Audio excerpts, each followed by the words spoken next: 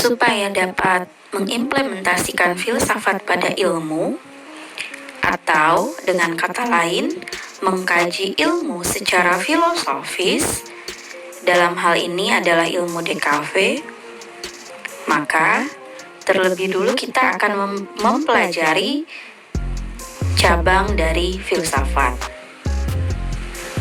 Filsafat terdiri dari 3 cabang besar, yaitu ontologi, epistemologi, dan aksiologi.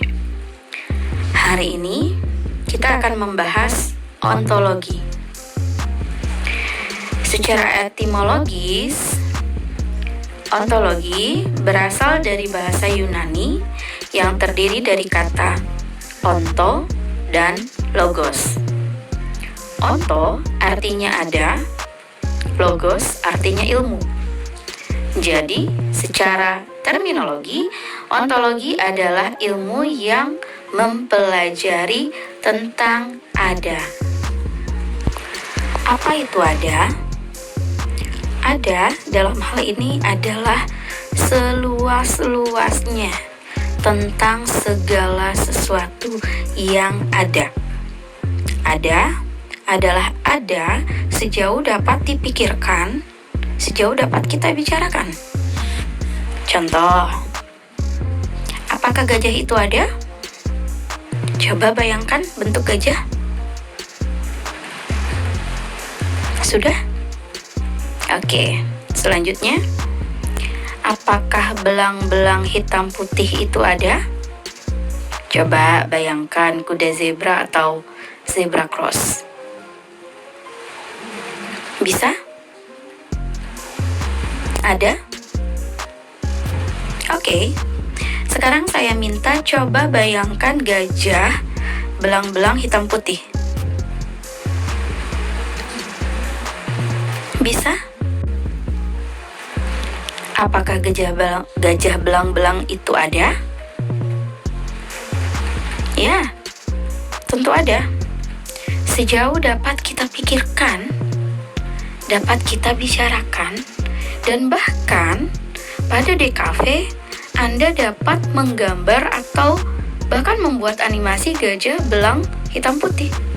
Artinya ada. Ontologi membahas segala sesuatu yang ada, bahkan yang tidak ada pun itu ada. Coba sebutkan apa yang tidak ada. Semua ada kan? Sejauh dapat kita pikirkan. Ada itu terbagi menjadi 2, yaitu ada secara fisik dan ada secara metafisik. Ada secara fisik, tentu Anda semua sudah paham. Jadi sekarang mari kita bahas ada secara metafisik. Metafisik berasal dari kata meta dan fisik, bahasa Yunani. Meta artinya di balik atau di belakang. Jadi metafisik adalah di balik atau di belakang yang fisik. Contoh, coba Anda jabarkan handphone secara fisik.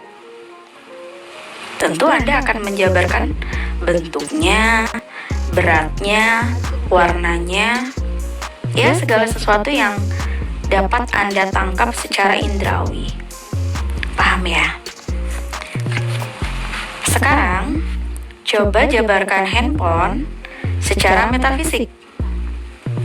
Sesuatu yang tidak kasat mata, tidak terlihat secara fisik. Apa bagian yang bukan fisik dari handphone, tapi merupakan penjabaran dari handphone itu sendiri? Oke, saya tunggu Anda untuk berpikir beberapa saat.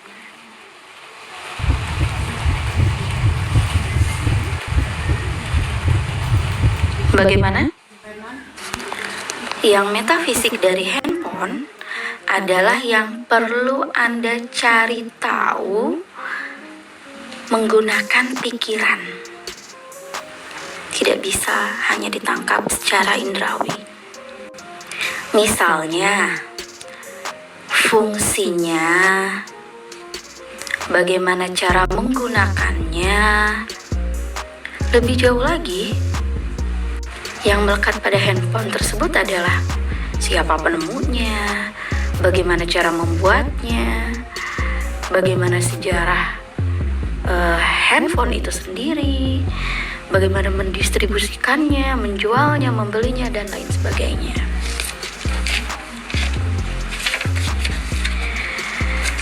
Apakah dapat dipahami? Penjabaran secara fisik dan metafisik adalah untuk memahami hakikat. Jadi, ontologi adalah untuk memahami hakikat dari sesuatu.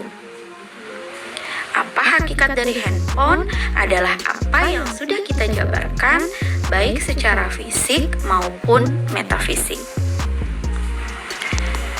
Apa yang Anda jabarkan secara fisik itu disebut dengan eksistensi. Sementara yang Anda jabarkan secara metafisik disebut dengan esensi. Hakikat dari sesuatu artinya adalah esensi sekaligus eksistensi dari sesuatu tersebut. Dengan demikian, terdapat aliran-aliran besar pada ilmu.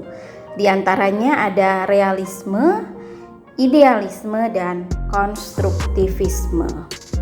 Aliran realisme menyatakan bahwa hakikat dari ilmu adalah yang real. Ada itu yang fisik. Sifatnya adalah dunia luar atau outside world. Itu sesuatu yang nyata. Jadi dunia luar adalah dunia yang objektif. Sementara aliran idealisme dari kata idea ya, artinya adalah yang nyata atau yang real, itu yang bersifat rohani ya, ada di alam ide. Dunia luar itu sifatnya fana, sementara dan selalu berubah. Ada satu dunia yang dia kekal dan tetap, yaitu dunia idea atau ide. Dunia itu bergantung pada keberadaan dari akal. Lalu bagaimana dengan aliran konstruktivisme? Oke, mari silahkan kalian cari tahu tentang apa itu aliran konstruktivisme.